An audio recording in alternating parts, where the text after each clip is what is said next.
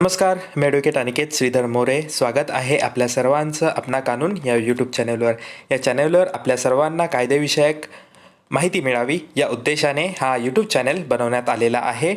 तर आजचा आपला विषय आहे आपल्या विभागातील घाटकोपर पूर्व विभागातील आपला माता रमाबाई आंबेडकर नगर या नगराचा विकास जो आहे MMRDA द्वारे होणार आहे. तर MMRDA आणि झोपडपट्टी पुनर्वसन प्राधिकरण यांच्यात आपले जे झोपडीधारक आहे यांचा विकास करार हा झालेलाच आहे. त्यापुढे हे जे जाहीर सूचना आपल्या विभागातील लोकांना देण्यात आलेली आहे याविषयी मी आपणा सर्वांना या व्हिडिओद्वारे माहिती देण्याचा प्रयत्न करत आहे. तर या नोटीसद्वारे त्यांनी आपल्याला सांगितलं आहे व आपण याची माहिती घ्यावी की आपल्या विभागात आपल्या पुनर्वसन म्हणजे आपल्या पुनर्विकासाचा सुरुवात जी आहे ती झालेली आहे. त्यानुसार आपल्या विभागातील झोपड्यांची पात्रता आणि अपात्रता निश्चित करणे हे गरजेचे आहे. तर यानुसार ही जाहीर नोटीस देण्यात आलेली आहे, ज्यामध्ये आपणा सर्वांना सक्षम प्राधिकारी 8 झोपडपट्टी पुनर्वसन प्राधिकरण यांनी ही नोटीस आपल्या विभागात ठिकठिकाणी देण्यात आलेली आहे. तर या नोटीसमध्ये आपणास सांगण्यात आलेले आहे की प्रत्येक झोपडीधारकाकडे पात्रतेकरिता कोणते पुरावे आवश्यक आहे. तर या व्हिडिओद्वारे मी आपणास हीच माहिती देणार आहे. तर हे पहा, ज्याप्रमाणे मी सुरुवातीला सांगितलं की MMRDA यांच्या संयुक्त विधिमानाने प्रकल्पास शासनाने मान्यता दिली असून रमाबाई आंबेडकर नगर, कामराज नगर येथील झोपडपट्टीमधील झोपडीधारकांचा पात्रता तपासून त्याच ठिकाणी पात्र झोपडीधारकांचे पुनर्वसन करण्यात येईल.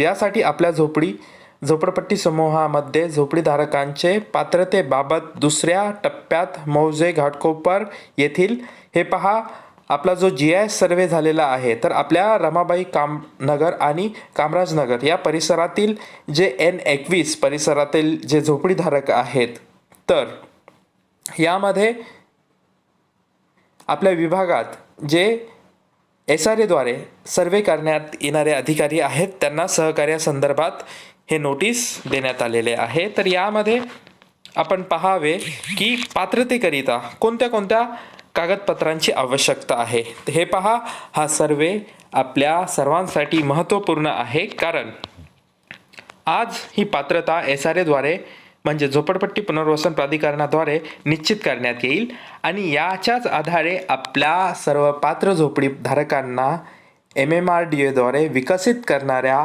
ज्या इमारती आहेत त्या इमारतींमध्ये आपल्याला सुसज्ज घरे मिळणार आहेत. तर त्या पात्रतेकरिता हे नोटीस आहे. तर या नोटीसमध्ये आपणास कोणते पुरावे असणे आपल्याजवळ कोणते पुरावे असणे गरजेचे आहे. तर पहिला आहे जिल्हाधिकारी निवडणूक कार्यालयामार्फत सन 2000, 2010, 2023 या वर्षी अथवा त्यापूर्वीच्या वर्षाच्या प्रकाशित झालेल्या अंतिम मतदार यादीचा प्रमाणित उतारा. याचा अर्थ हे पहा, आपण जे मतदान करतो आपल्या विभागामध्ये, आपल्या घाटकोपर विभागामध्ये घाटकोपर वेस्टला जे मतदान कार्यालय आहे त्या मतदान कार्यालयात आपण विभागातील जर मतदान आहात, आपल्याकडे वोटिंग ID असेल किंवा आपण त्या विभागातील 2000 साली किंवा 2010 साली किंवा 2023 या कालावधीत या विभागातील मतदार असाल, तर या मतदार यादीचा आपण उतारा मिळवून एक पुरावा म्हणून जे काही सर्वेकरिता येणार आहेत त्यांना तो उतारा देऊ शकतो. त्यानंतर अथवा लिहिलेला आहे, जर हा उतारा आपल्याजवळ नसेल तर त्या झोपडीत प्राधिकृत वीज कंपनीचे वीज जोडणी दिल्याची कागदपत्रे. हे पहा, आपल्याकडे जर वोटिंग ID किंवा मतदार यादीतील उतारा नसेल तर आपण आपल्या नावे असलेले जे वीज जोडणी आहे म्हणजेच लाईट बिल आहे हे सुद्धा पुरावा म्हणून देऊ शकतो. आपल्या जवळ 2000 किंवा त्यापूर्वीचे लाईट बिल असेल ते सुद्धा आपला पुरावा म्हणून ग्राह्य धरला जाईल किंवा 2010 किंवा 2023 या दरम्यानचे आपण वीज देयक पुरावा म्हणून देऊ शकतो. तसेच म्हणजे अथवा हा पहिला पुरावा नसेल किंवा लाईट बिलही आपल्याजवळ नसेल तर अथवा, यासाठी अथवा हा शब्द वापरलेला आहे. राज्य शासनामार्फत संदर्भीय दिनांक 11 जुलै 2001च्या आदेशानुसार राबवण्यात आलेल्या पात्र झोपड निवासियांकरिता ओळखपत्र योजना 2000 नुसार देण्यात आलेले झोपडी गणना फॉर्मची छायांकित प्रत, म्हणजेच आपल्याजवळ जो फोटोपास पावती आपण ज्याला संबोधतो, ती फोटोपास पावती जी 2000 साली आपणास देण्यात आलेली आहे. 2001च्या नंतर त्या झोपडी गणना पावती देण्यात आलेल्या होत्या. म्हणजे आपल्याजवळ 2000 सालची झोपडपट्टी गणना पावती जरी असेल, तो एक पुरावा आपल्या पात्रतेकरिता महत्त्वाचा ठरू शकतो, किंवा तो पुरावा जर आपल्याजवळ असेल तर आपले झोपडे पात्र ठरू शकते. त्यानंतर अथवा म्हणजे हाही पुरावा नसेल तर झोपडीची महानगरपालिका नगर परिषदेत मालमत्ता कर आकारणी केल्याचा पुरावा. हे पहा, आपण आपल्या महानगरपालिका क्षेत्रात कुठला जर टॅक्स वगैरे भरला असेल, कर भरला असेल, त्याची पावतीसुद्धा आपल्याजवळ असेल तर आपण तीसुद्धा पात्रतेकरिता दाखवू शकतो. ती सुद्धा नसेल म्हणून अथवा शब्द वापरला आहे. राज्य शासनाच्या महसूल विभागाकडून अधिकृत परवानगी अथवा अकृषिक वापर नियमित करण्याची परवानगी व त्यावेळी भरलेल्या अकृषिक दंडाच्या रकमेची पावती. हे पहा, आपण जो नॉन ॲग्रिकल्चर लँड करतो, या ठिकाणी आपल्या ठिकाणी सहसा नागरिकांकडे ही पावती असेलही तर तोही पुरावा ग्राह्य धरला जाऊ शकतो. त्यानंतर अथवा 6वा क्रमांक 1/1/2000 किंवा त्यापूर्वीच्या नोंदणीकृत असलेल्या झोपडपट्टी सहकारी गृहनिर्माण संस्थेचे सहाय्यक निबंधक सहकार यांची प्रमाणित केलेली भाग प्रमाणपत्र. हे पहा, हे सुद्धा असणे कठीण आहे. तर त्यानंतर अथवा व्यावसायिक अथवा औद्योगिक स्वरूपाच्या वापरात असलेल्या अथवा त्यासह निवासी वापरात असलेल्या झोपडीच्या बाबतीत त्या झोपडीच्या क्रमांकाचा उल्लेख असलेला अथवा निश्चित ठिकाणी दर्शविणारा महानगरपालिका नगर परिषद दिनांक 1/1/2000 अथवा त्यापूर्वीचा प्राप्त असलेला गुमास्ता परवाना, खानावळ किंवा उपहारगृह लायसन्स इत्यादी लायसन्स, त्या अनुषंगाने भरण्यात आलेल्या कराची पावती.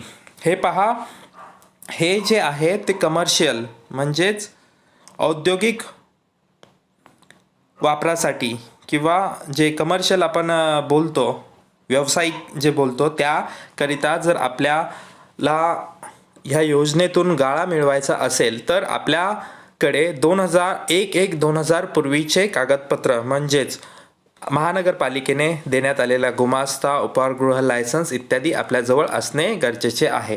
त्यानंतर 8व्या क्रमांकावर झोपडी हस्तांतरणाची कागदपत्र. हे पहा, आपल्या विभागात अनेकांनी ही जी घरे आहेत ती विकत घेतली असतील, तर त्यामध्ये मी या 8व्या मुद्द्याचं विश्लेषण करून सांगत आहे की आपल्याजवळ कोणते कोणते पुरावे असणे गरजेचे आहेत. हे पहा, आपण जर या विभागात रूम खरेदी केली असेल तर पूर्वी वर नमूद 1 ते 7 मधील कोणताही एक पुरावा असणे गरजेचे आहे.